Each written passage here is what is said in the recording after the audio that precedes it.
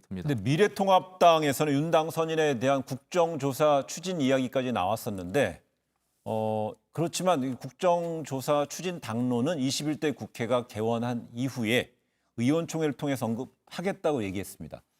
미래통합당에서 섣불리 이렇게 국정조사를 강하게 이야기하지는 못하는 건가요? 아니면은 시간을 좀 보고 있는 건가요? 제가 늘 강조드리는 말씀입니다만은 어떤 그 당론 이런 거를 쉽게 정하면 안 됩니다. 네. 쉽게 정하면 안 돼요. 그리고 당연히 이제 곧 21대 국회가 시작되기 때문에 21대 국회 당선인들이 모여서 이 사안은 단순한 회계 부정이 아니라 이것은 정의원의 기본적인 역할, 또 그 할머니들 이익을 위해서 무엇을 잘못했는지 말이죠. 시민단체에 끼치는 영향이 너무나 크고 네. 또 당선인 아닙니까? 그러면 이제 21대 국회의원이 되는데 윤미향 당선인이 말이죠.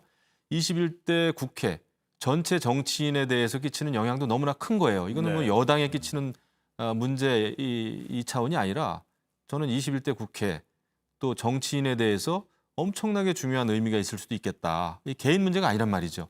이런 걸 놓고 봤을 때는 야당인 미래통합당도 이것을 국정조사를 하는 게 맞는지 네. 아니면 검찰 조사를 시간을 가지고 더 기다려보는 게 맞는지 뭐 이런 좀 깊이 있게 논의가 필요하다. 이것은 막 처음부터 정쟁으로 막 삼을 건 아니에요. 아무리 더불어민주당에서 이거는 뭐 친일 세력의 공격이다라고 말씀하시는 여당 의원님들이 계신다고 하더라도 오히려 이런 때 야당은 더 자중하면서 그 사실이 제대로 밝혀지는 그런 절차를 밟는 게 오히려 좋다 저는 이렇게 생각합니다. 예.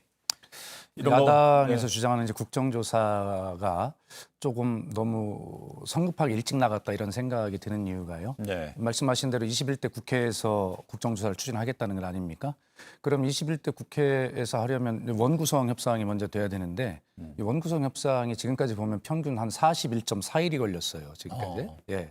그렇다 보면 이게 굉장히 길어진다고 한다면 사실은 국정조사를 이야기해놓고 사실 한 3, 40일 동안 아무것도 못할 수가 있죠. 그럼 뭐 성급하게 빨리 나간 측면이 있고 또 지금 이 문제가 대형 권력형 비리라기보다는 사실 어떤 개인의 어떤 일탈 뭐 이런 것들로 결론이 귀결될 가능성이 높아 보이지 않습니까? 현재로는 사실은 어떨지 모르겠습니다만 그랬을 때 이것이 국정조사가 필요한 일인가? 지금 김 의원님 말씀대로 검찰 조사가 시작될 것인데 그걸 지켜보고 국정조사를 주장을 해야 되는데 미래통합당이 성급하게 꺼냈다가 이것이 지금 제가 말씀드린 이런저런 이유로 보면 정치 공세로 비칠 염려가 있다라고 생각을 한 것 같아요. 그래서 이 문제는 검찰 수사를 지켜보고 또 더는 제 입장에서는 보면 그 이전에 민주당에서 어쨌든 할 수 있는 선제적 조치들을 좀 빨리 하는 것이 맞겠다라는 말씀을 다시 한번 드리고 그러나 이것이 지금까지 해왔던 정의연이나 이런 활동들의 본질이 표면돼서는 안 되는데